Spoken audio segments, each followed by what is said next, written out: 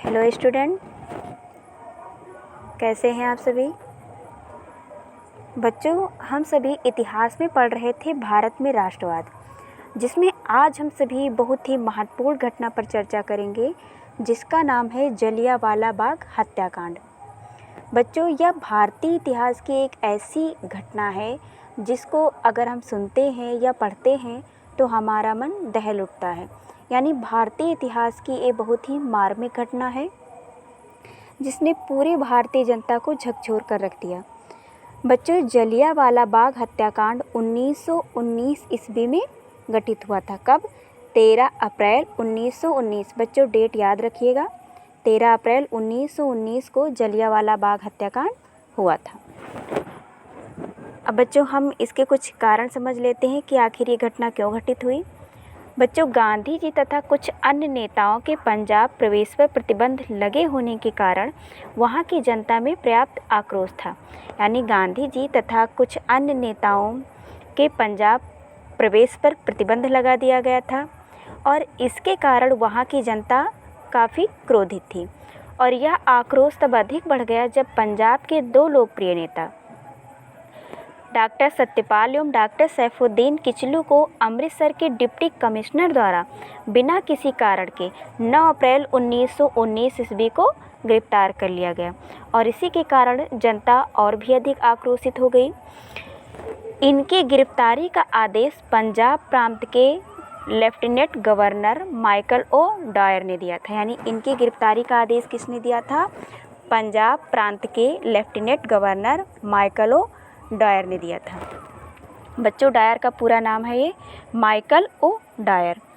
ये दोनों नेता दिसंबर 1919 ईस्वी में होने वाले भारतीय राष्ट्रीय कांग्रेस की वार्षिक अधिवेशन की स्वागत समिति से संबंध थे। इनकी गिरफ्तारी के विरोध में जनता ने एक शांतिपूर्ण जुलूस निकाला। पुलिस ने जुलूस को आगे बढ़ने से रोकने का असफल प्रयास किया। यानी प्रयास तो किया लेकिन वह सफल नहीं हुआ। फलस्वरूप भीड़ पर गोली चला दी गई, जिसके परिणाम स्वरूप 2 लोग मारे गए। जुलूस ने उग्र रूप धारण कर कई सरकारी इमारतों को आग लगा दी और 5 अंग्रेजों को जान से मार दिया। बच्चों, अमृतसर शहर की स्थिति से बौखला कर सरकार ने 10 अप्रैल 1919 ईस्वी को शहर का प्रशासन सैन्य अधिकारी ब्रिगेडियर जनरल आर डायर को सौंप दिया। किसको सौंप दिया? सैन्य अधिकारी जनरल आर डायर को सौंप दिया। इसने 12 अप्रैल को कुछ गिरफ्तारी करवाई और 13 अप्रैल 1919 ईस्वी को बैसाखी के दिन, 13 अप्रैल 1919 को कौन सा दिन था? बैसाखी का दिन। और बैसाखी के दिन साय करीब 4 बजे अमृतसर के जलियांवाला बाग में एक विशाल सभा का आयोजन हुआ, जिसमें करीब 20,000 व्यक्ति इकट्ठा हुए। लगभग कितने व्यक्ति? 20,000। यह सभा किसने बुलाई थी? इस संबंध में हंसराज नामक व्यक्ति का उल्लेख आता है। यही व्यक्ति बाद में सरकारी गवाह बन गया था।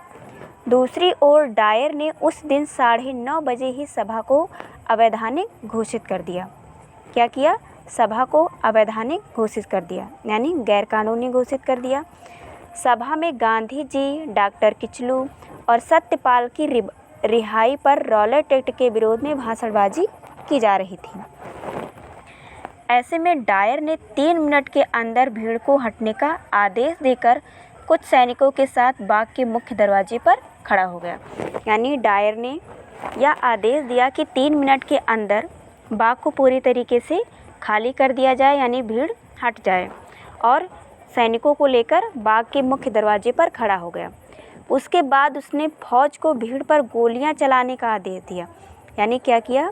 जनरल डायर ने सैनिकों को यह आदेश दिया कि भीड़ पर अंधाधुंध गोलियां चलाई जाएं, और वे तब तक गोलियां चलाते रहे जब तक गोलियां खत्म ना हो गई। हजारों लोगों को जान से हाथ धोना पड़ा एवं 3,000 लोग घायल हो गए। वैसे अगर देखा जाए तो सरकारी रिपोर्ट के अनुसार 379 व्यक्ति मारे गए, यानी 379 लोग मारे गए एवं 12,000 घायल हुए। इस हत्याकांड में डायर नामक एक व्यक्ति ने डायर को सहयोग दिया था। दीनबंधु एफ एंड्रूज ने इस हत्याकांड को जानबूझकर की गई हत्या कहा। बच्चों, इस बर्बर हत्याकांड के बाद 15 अप्रैल को पंजाब के लाहौर, गुजरांवाला, कसूर, शेखपुरा एवं वजीराबाद में मार्शल लॉ लागू कर दिया गया, जिसमें करीब 288 व्यक्तियों को गिरफ्तार कर अनेक प्रकार की सजाएं दी गई।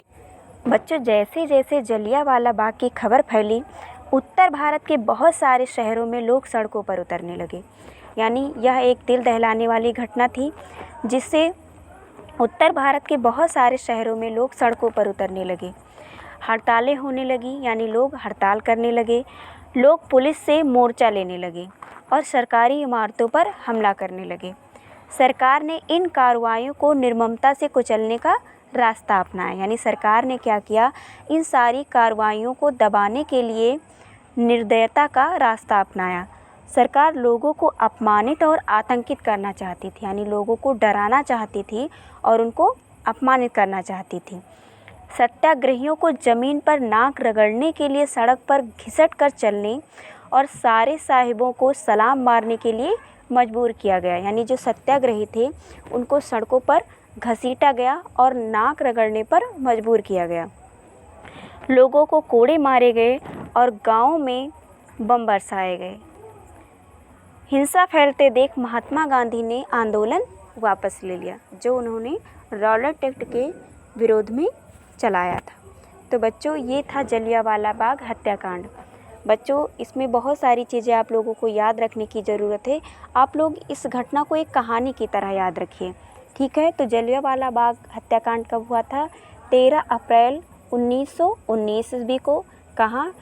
पंजाब के अमृतसर में जलियांवाला बाग नामक स्थान पर, ठीक है बच्चों। तो याद रखिएगा इस घटना को, ये परीक्षा की दृष्टि से बहुत महत्वपूर्ण है, ठीक है बच्चों। अगर आपको कोई चीज़ ना समझ में आई हो तो आप तुरंत पूछिएगा।